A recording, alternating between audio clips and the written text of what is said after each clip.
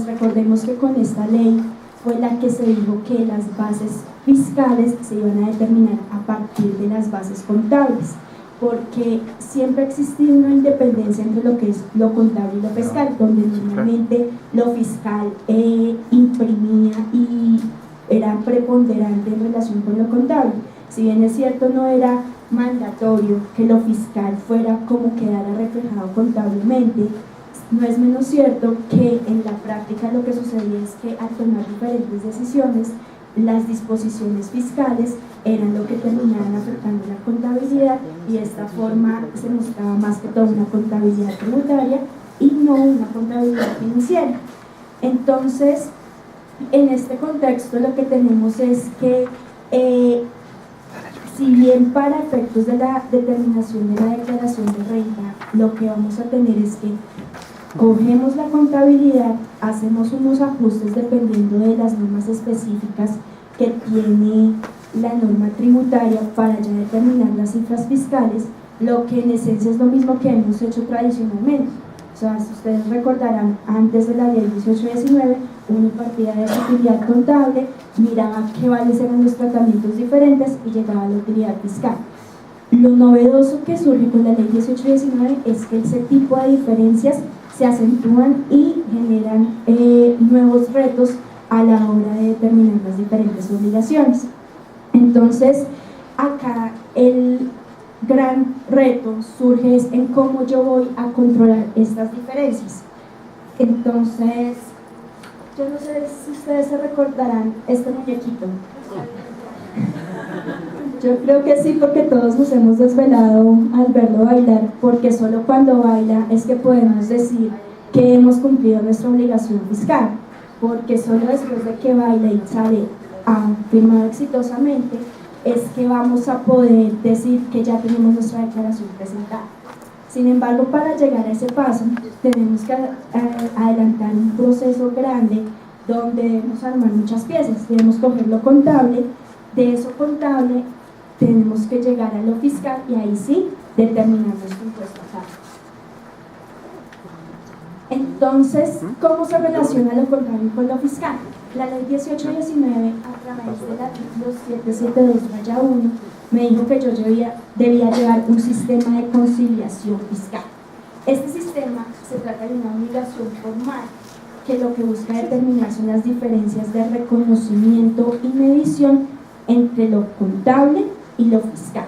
Si notamos reconocimiento y medición, es un lenguaje muy contable, o sea, que es reconocimiento cuando ya esto determino qué tipo de elemento es y satisface las definiciones, y si lo puedo medir con fiabilidad. Entonces, solo en esos dos eventos es que una operación surge a la vida contable. Pero para lo fiscal, estos dos tipos de cosas, es decir, cuando las operaciones pueden llegar a tener un efecto fiscal, ahí es cuando surgen esas diferencias que la ley 1819 me impuso la obligación de controlar. Entonces, ¿en qué puedo tener diferencias? En mis activos, pasivos, ingresos, costos y gastos, es decir, en todo mi balance. Todas las partidas que estén incorporadas dentro de mi estado de situación financiera o mi estado de resultados son susceptibles de generar diferencias. Y estas diferencias se deben controlar. Con el decreto 1998 se determinó que el sistema de conciliación iba a estar compuesto por dos herramientas para poder controlar estas diferencias.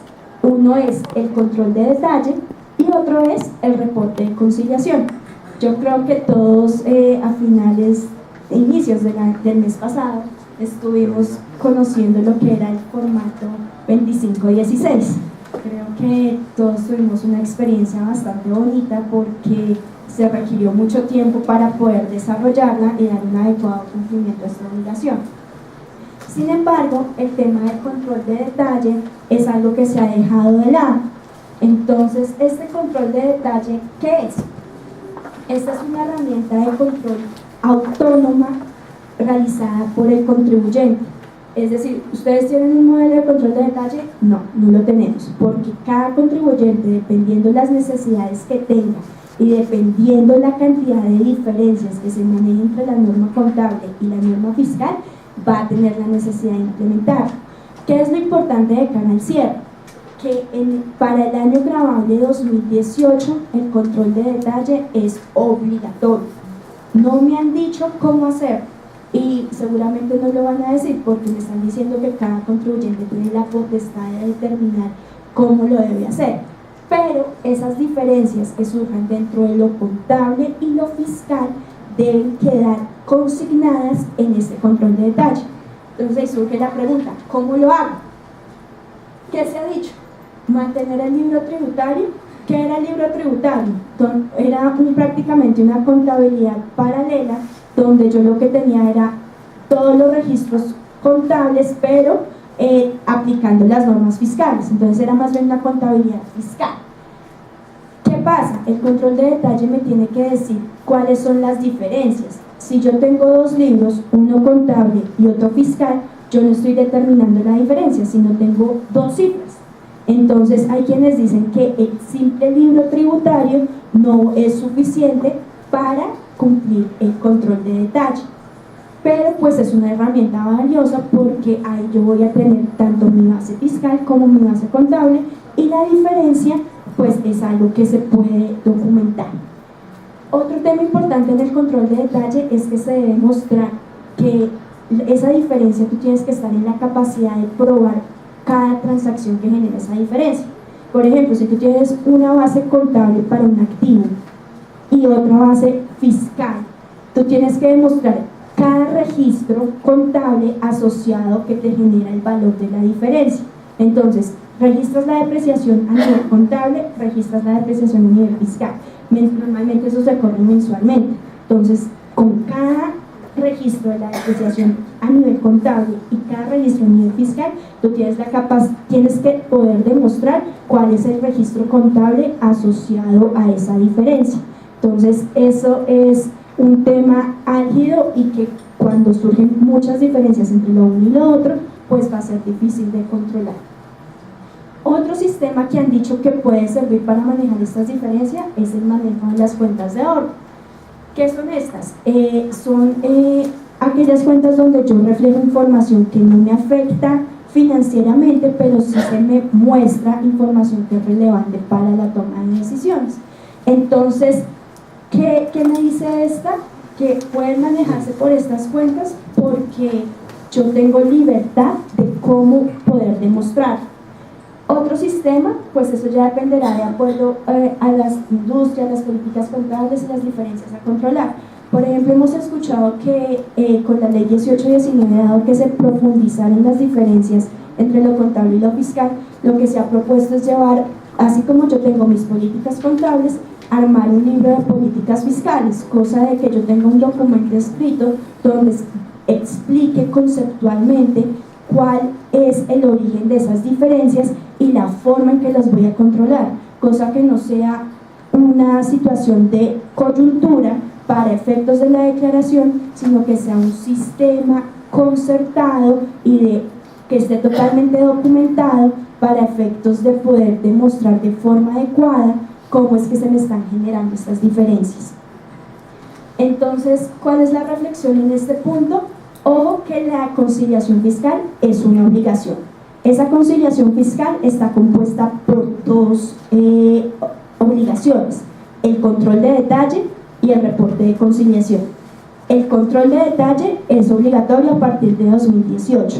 El reporte de conciliación, yo creo que ya todos lo conocimos, 2516. Acá la única novedad, y ya César nos explicará un poquito con más detalle, es que para el año 2018 y 19 esta obligación debe cumplirse en el mismo momento de presentar la declaración de renta.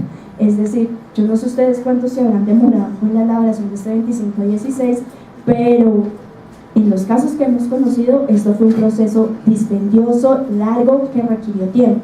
Entonces la reflexión en este punto es empezar de una vez, porque si se hace para abril en último momento, no se va a contar con el suficiente tiempo para hacerlo. ¿Y cuál es la sanción asociada? Que me pueden imponer una sanción de hasta 20.000 UETs, una cifra cercana a los 600 millones, que es por hechos irregulares en la contabilidad. Eso no significa que la contabilidad está llevada en mal forma, sino que por la ausencia de llevar de forma adecuada el sistema de conciliación, es decir, control de detalle y reporte, me pueden llegar a imponer esta sanción. Entonces, ya habiendo hecho esa precisión de cómo el mundo fiscal nos cambió, de cómo debo controlar esas diferencias, ya surge el tema que nos convoca hoy, y es cómo hacer la planeación del cierre contable y fiscal para poder tener como un adecuado proceso y dar como las herramientas suficientes para que esto no se descontrole y podamos llegar a feliz término. Entonces, acá lo que traemos es como una listado de actividades sugeridas, las cuales ya dependerán de cada contribuyente, porque recordemos que cada contribuyente es especial y puede que tenga unas obligaciones que otro no los tiene. Sin embargo, pues acá hay cierto tipo de actividades que consideramos pertinente evaluar y empezar desde este momento, empezar a mirar cómo los vamos a cumplir. Entonces, lo más importante es arrancar con un proceso de planeación donde yo lo que diga es qué recursos tengo, qué es lo que debo hacer y en qué momento los voy a hacer. Ustedes verán acá en diciembre, mientras todos estén pensando en velitas, natillas, nosotros tenemos que estar pensando en cómo vamos a hacer nuestro cierre para que tengamos unas cifras contables adecuadas que nos puedan llevar a una declaración de renta acertada.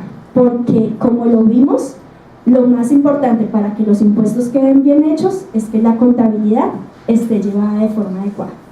Entonces, ¿cuáles son estas actividades? Entonces, lo primero es armar el equipo de trabajo, con qué recursos yo cuento. Y en este punto vale la pena identificar si con el equipo que yo tengo y que usualmente me acompaña a la hora de llevar mi contabilidad es suficiente. Entonces, si yo requiero apoyo externo, si existen situaciones especiales, la idea en este punto es determinar qué tipo de apoyo se requieren para efectos de poder llevar a un feliz término mis obligaciones. El segundo, determinar la proyección del impuesto de renta. ¿Por qué este punto lo pusimos como de segundo si pareciera que esto es el resultado? Porque solo a partir del momento en que yo sé cuánto voy a pagar, dependerán muchas decisiones que yo haga en todo el proceso del cierre. Entonces, ¿cuáles son ese tipo de decisiones? Ah, no, estoy dando a pagar mucho, o ah, no, yo tengo un saldo a favor suficiente que me lo puedo consumir, entonces estoy tranquilo. O recordemos que, por ejemplo, para los grandes contribuyentes en febrero tienen que hacer un pago de un anticipo. Entonces, para poder planear en tesorería cómo voy a hacer el desembolso de esto, es necesario tener muy claro cuál va a ser el valor del impuesto a pagar. La otra actividad sugerida es la conciliación de los ingresos. Normalmente tenemos unas obligaciones mensuales, bimestrales, incluso otras anuales, donde tengo que reportar esta información. Entonces, antes del cierre es determinante poder conciliar toda esta información a fin de que esta información sea consistente, o si tiene diferencias, tenerlas plenamente identificadas. Mirar el tema con los auditores. Entonces, muchos tenemos revisores fiscales donde ellos nos piden una cantidad de información bastante considerable, donde tenemos que agendar con ellos cuándo nos pueden venir a visitar, y si queremos tener unos estados financieros emitidos de forma oportuna, tenemos que estar muy alineados para poder sacar esta actividad adelante. El tema de la elaboración del formulario 2516, acá la recomendación es irlo haciendo en paralelo para efectos de poderlo tener de forma oportuna. La revisión, ya ahora viene la presentación de los estados financieros a la administración y su presentación en la asamblea. Acá en este tema de la asamblea es importante que cuando se esté haciendo el cierre fiscal se determine si hay utilidades susceptibles a distribuir a los accionistas, y desde este momento se planee cuál va a ser el impacto tributario que tiene a ellos. Normalmente uno, cuando realiza todo este proceso, se enfoca en lo que tiene que ver con la utilidad de la compañía, pero nos olvidamos un poco de qué va a pasar al otro lado cuando le entreguemos esta utilidad a los accionistas. Y este año tiene una especial coyuntura porque va a ser el año en que se van a repartir las utilidades del año 2017. Y recordemos que con la ley 1819 se impuso un nuevo gravamen en los dividendos, el cual debe ser retenido en la fuente por las compañías, es decir, por nosotros. Es decir, en caso de que yo haga un decreto de dividendos y ese decreto se haga exigible, en ese momento se debe retener el impuesto asociado. Entonces, si yo voy a tomar este tipo de decisión, lo más sano es advertirle a mi accionista, ojo, que por cada dividendo que yo le pague, yo le voy a quitar tanta parte que va a ser un abono de los impuestos, y a partir de eso pues tomar las previsiones necesarias que se puedan hacer en un marco de planeación tributaria para evaluar cuáles alternativas se tienen para lograr hacer más eficiente este impuesto. Acá el otro tema es el reporte a las supersociedades. Tenemos que muchas compañías están obligadas a hacer este reporte y sin embargo, cuando yo no estoy obligado, existe una obligación alterna, que es el depósito de los estados financieros en la Cámara de Comercio. Esta obligación surge cuando las supersociedades me requieren. Yo soy una sociedad inspeccionada, es decir, yo sí debo rendir cuentas a la Superintendencia de Sociedades, pero no me piden información financiera. En ese evento, yo solito, sin que me lo pidan, dentro del mes siguiente a la aprobación de los estados financieros por la Asamblea de Accionistas, debo ir a la Cámara de Comercio y llevar una copia de mis estados financieros. En la práctica nosotros hemos visto que esta obligación es obviada, de ahí que por eso lo quisimos resaltar en este punto, que si bien no pareciera un tema de cierre, si la omisión de esta obligación puede llegar a generar sanciones de hasta 200 salarios mínimos. Entonces, acá esos son el tipo de actividades sugeridas. Sin embargo, la invitación es a revisar qué otro tipo de obligaciones se tienen para poder establecer en qué momento las voy a desarrollar y cuáles son los efectos que va a tener, porque a partir del momento en que yo sé qué debo hacer, puedo tomar acciones para hacer más eficiente el cumplimiento de las obligaciones y pues mirar si hay oportunidades de ahorros tributarios. Bueno, muchas gracias, Olga.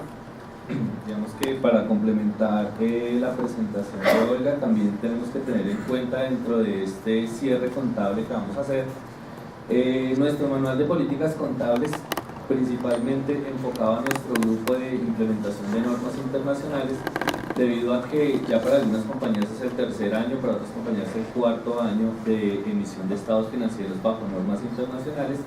Entonces hay que evaluar nuevamente los requisitos que se cumplen para pertenecer a los grupos. De pronto una compañía del grupo 2 cumplió los requisitos para pertenecer al grupo 1 y debe hacer un nuevo proyecto de implementación de normas internacionales ya enfocado en las normas de grupo 1. También no solamente aquellas compañías que están obligadas a hacer el cambio de grupo, sino que aquellas voluntariamente por decisión de la Asamblea de Accionistas deciden cambiarse de grupo. ¿Por qué una compañía puede tomar la decisión de cambiarse de grupo? Hay muchos factores, sobre todo financieros, que otorgan ventajas a las compañías que utilizan las normas internacionales plenas. Por ejemplo, dos casos que son muy marcados, muy puntuales. Uno está relacionado con la capitalización de los costos por préstamos cuando estamos construyendo un activo apto, un activo de larga vida. Si estamos en MIF para pymes no los podemos capitalizar, si estamos en MIF plenas son susceptibles de capitalización, lo cual va a tener un impacto importante en los resultados de los primeros años de la construcción de este tipo de activos. Otro ejemplo claro puede ser el de los intangibles. Si estamos en MIF para pymes, todos los gastos de investigación y desarrollo de un intangible son considerados como un gasto, mientras que las normas plenas, en las del grupo 1, aquellos relacionados con la fase de desarrollo del intangible son susceptibles de capitalización, lo cual va a traer también una disminución en el gasto de los intangibles, de la amortización del desarrollo de los intangibles, lo cual pues es muy importante para industrias tales como la farmacéutica, el desarrollo de software y demás.